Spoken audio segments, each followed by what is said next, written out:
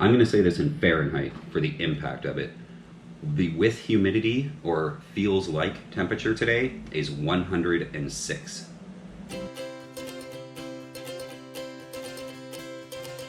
And I don't have air conditioning. So it's Thursday night. Normally I'd be filming and coming to you from a sailboat race in the Great Lakes, but it's going to be blowing 22 knots tonight, and I don't actually race for the competition of it. I race for the experience. So taking the boats out and putting them at risk, or the wear and tear of 22 knots in a race, it just isn't worth it unless, you know, you're actually competitively racing. But since it's so nice out and I'm not sailing, I wanted to actually come to you guys this evening and talk about something that's actually very near and dear to my heart, and one of the reasons I even started this YouTube channel, and that is to get new people into sailing. And I want to talk about the struggles of that and the hurdles that somebody who doesn't sail or has never sailed and is interested in it, what is standing in the way and what is making them not pull the trigger. And actually I have a lot of experience with that. I have a lot of stories, personal stories, on Lady K or on the other sailboats that I've owned, where I take somebody out for the first time and it actually leads to them buying a boat. Had multiple people in the club where I am who bought a boat because I took them out. Or that was sort of got them over the hurdle of like what's sailing actually like. So, you know, they bought the boat on their own and all that kind of stuff, but I got them over the first hurdle, and I think that's something that all of us should be interested in. And I urge you guys, if you know somebody that's thinking about it, take them out. Really take them out, because I think it's all of our responsibility as sailors to get new people and new blood, and the younger folks especially, that maybe think it's too expensive or maybe think it's too difficult. It's our responsibility to get them into our sport and our lifestyle, to keep our sport and our lifestyle alive and growing. So all the new people that are interested in sailing, and maybe you guys are watching this as new people interested in sailing, they seem to have the same questions. So I thought we could actually use this episode to sort of discuss some of those questions and overcome some of those hurdles, so that maybe they'll actually pull the trigger, or maybe they'll actually go down the path of getting into this kind of thing. So I'd like not just me to talk, but I'd like you guys to use the comment section to actually maybe throw out your story, maybe throw out your tips and tricks. What stood in your way and how did you overcome and get onto a sailboat and then get into a sailboat ownership and all that kind of stuff. So let's actually pool together right now and let's help some people begin their sailing careers. So number one question I always get is, how much does it cost? Sailing is so expensive. And this is sort of an old cliche of the old gray hair, snooty sailor on, you know, the $300,000 yacht. Everybody sort of from the outside looking in goes, I could never afford to do that. I have to be in my retired years. I have to have a couple $100,000 to be able to do this thing. That is absolutely untrue. My first sailboat was a Chrysler 22. And it was $1,000, and it really wasn't that expensive in the upfront. It came with an outboard, and of course I had to watch YouTube videos and learn how to do outboard maintenance, a carb kit, plugs, impeller, gear oil, the normal stuff. But really I was all in, I think, for maybe $1,200, and I had a boat, a good one, in good shape, that was completely saleable. So to think that it's expensive to get into it, it really isn't. And then the ongoing cost is a little bit scary, because you look at marinas and yacht clubs, and it depends on where you are really how much these things are going to cost. But I can give you, I'm sort of in a really good location. There's a whole bunch of marinas here, so it's a little bit competitive. So I'm in a yacht club, which is going to be more expensive. No matter what you do, it's going to be more expensive to be in a yacht club. But for the more expensive, you get to be almost entirely sailboats. And you have all those sailors as camaraderie and as help. And if I ever needed something, I was like, oh, my fuel gauge doesn't work, and somebody came over and handed me a fuel gauge. This doesn't work. I got to go up the mast. Here's a bosun's chair. I'll go up your mast for you.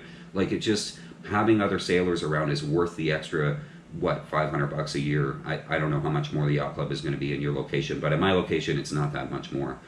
So my cost of ownership ongoing is about $900 a summer for the slip.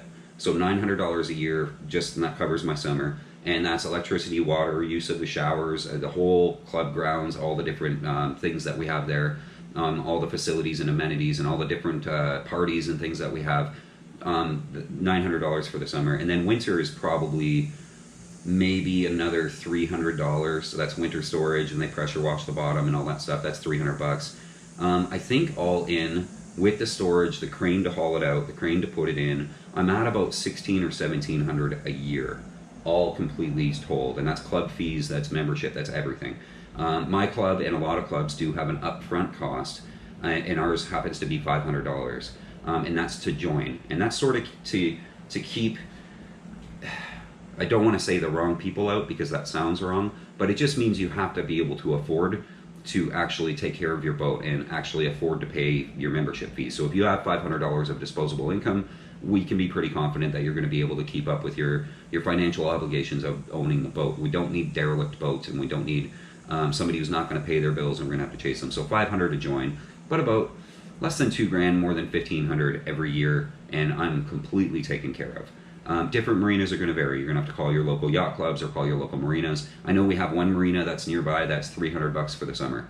That's your dock, and that's use of the showers, and that's electricity and water at the dock.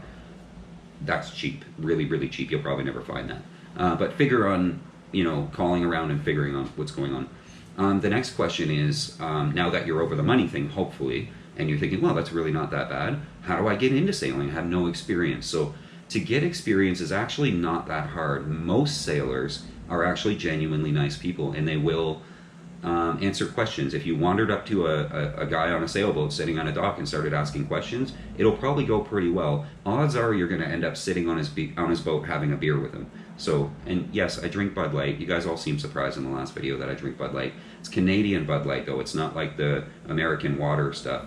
I had Bud Light in the States quite a lot, and it's not bad. This is better. So Bud Light's not bad. Anyway, so wander up to a sailor. The way I got into sailing, and I'd never been, well, my dad had a sailboat when I was growing up, but the way I got into it when I was in my early 20s was I actually started calling yacht clubs, and I called the yacht club that I'm a member of now, and I said, hey, the phone number's on their website, right? And the Commodore answers, or whoever answers. It's their home number, typically. And I said, hey, I'm looking into getting into sailing. I have a powerboat right now. I'm looking at a sailboat right now. I'm really interested. And he said, oh, good. We race every Thursday night. Show up Thursday at 6 p.m. and I will put you on a boat. And I thought, really? You can do that? And he said, yeah, show up Thursday, 6 p.m. Come find me. This is my name. This is what my boat looks like. Find me on my boat, and I will get you a spot on a boat. He took me on his own boat that day. It was a CNC 25. His name was Paul. Fantastic guy. It was me and him. He'd never met me before. And he said, jump on the boat. Threw me a life jacket, and there away we went. So they're always looking for crew, particularly on race nights. And maybe you don't know what you're doing, and they'll just have you pull lines and different things, but they'll tell you what to do. Most sailors are going to be very, very accommodating with people who are interested in getting into the sport, because we want more people in the sport. So I guess you guys with boats that race them or that do whatever you do, on the other side of that, please continue to be encouraging and accommodating. If somebody new shows up at the dock and says, hey, I want to learn to sail. If you're going out, can I help? I'll do anything. Like I'll be the beer wench. Whatever. Take them out. Absolutely, as long as they don't look sketchy. But anyway, so yeah, if you want to get experience, call your local yacht club. Wander around, get to know the sailors. Go say hi. Show up with a six-pack to a sailor that's sanding his deck. If you see somebody working on their boat or paint, show up with a six-pack. You'll have an instant friend. Help him do whatever he's doing and say, can you take me sailing sometime? You will have an instructor from then on out.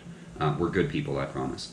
And then, so you are over the money thing, and now you have your experience, and you're going on races, and you've sort of gotten yourself into the sailing world a little bit. What should your first boat be? And anything that's free and in good shape, that's what you get. But if you're going to go out and pay money for your first boat and you really don't know what you're doing, I would suggest sort of doing what I did. And I bought a 22-foot boat for $1,000. It was in good shape. I looked it over. Everything looked good. You don't really have to know what you're doing with a 22-foot boat. You can look it over. There's not much going on. They're very simple. Make sure the wires that hold the mast up, the shrouds and the stays, aren't rusty, and the sails look like they're okay, and the motor runs, buy it. It's really that simple. $1,000, $2,000 for a 22 or a 23 or 24-foot boat with a working engine, go for it. Absolutely go for it, especially if it comes with a trailer, because then you don't have to worry about where you're going to keep it in the winter and all that kind of stuff. So a 22, I bought a Chrysler 22, and the reason for it being a Chrysler, yes, Chrysler made boats. They actually didn't. They bought a company in the, I think it was late 70s. The company made boats. Chrysler bought the company to try to get into boats. Didn't pan out, obviously, but They were great boats. Very, very well-made boats. Very sort of heavy for what they were. Heavy layup of fiberglass. Easy to single hand. They were a bit tender. They would, move around a lot more than maybe you're comfortable with. But 22-foot Chrysler, and the reason for Chrysler is there's a lot of them in my area. To get a 22-foot Chrysler here, I think there's, from where my boat is, if you stood on my deck, you could probably see like 4 of them. In our club, in the marina next door, there's probably 4 Chrysler 22s within vision, and I bet you any of them are worth $1,000, maybe $1,500 if it's a newer outboard. So get a 22-foot boat, whatever's in your area. Check out Craigslist. Talk to the yacht club people. A lot of these yachties don't put things on Craigslist. They just put a for sale sign on the bow rail and they walk away and they hope it'll work. So if you get into sailing, start wandering around the club or the marina or whatever it is, look for sale signs. And if it's been sitting a while, start asking other people, hey, has this boat been sitting a while? The guy wants $3,000. If it's been sitting for more than a couple months, the guy's tired of paying for it sitting there. So offer him $1,000, you'll probably take it. But something small, something easy, something you can handle by yourself so that you can go sailing on it anytime you want, 100%. Where you keep the boat once you own it is another big question. We talked about expenses and yacht clubs and things like that. But where you're going to keep it, there's a couple important factors. Number one, how are you going to get your mast up and down? If you go to a normal marina with power boats, they're not going to have a gin pole or any kind of a crane apparatus to put your mast up. Now on a Chrysler 22, that doesn't matter. You can actually just put it up by hand. Boats under about 26 feet, you can pretty much do by hand or with a lifting arrangement. A lot of them anyway, but if you're going to stay at that place and you're going to get bigger boats, or if your boat doesn't accommodate putting it up by hand, you're going to need some sort of a mast putting up arrangement. Now a yacht club is going to have that figured out because they have sailboats, like it's almost entirely sailboats, so maybe a yacht club is a better idea in that regard. The other thing you want to think about is winter storage. How is winter storage handled at that marina or that yacht club? Is it really overly expensive? Is it cheap? Is it safe? There's some clubs with like really old travel lifts that the boats fall off of every year. You don't want that. So you got to think about that. Do they have a travel lift? If the club owns a travel lift, then you can do in and out with your boat anytime you please. And that's a really cool sort of feature. A couple of the clubs, we don't have one, but a couple of the clubs around here do. And the racers will take their boat out every Thursday after the race and keep it on the hard and then put it in the next week so it doesn't get algae on it. That's pretty cool. And the other thing to think about, I guess, with any boat that you get is the place you're going to keep it. Does it have electric and water at the dock? That's important. I think that's it. I think if you have questions about getting into sailing or getting into boating, please don't hesitate to throw a comment down below. If I don't answer you, somebody will. And if you are interested, get your butt down to the yacht club and get on a boat. Absolutely.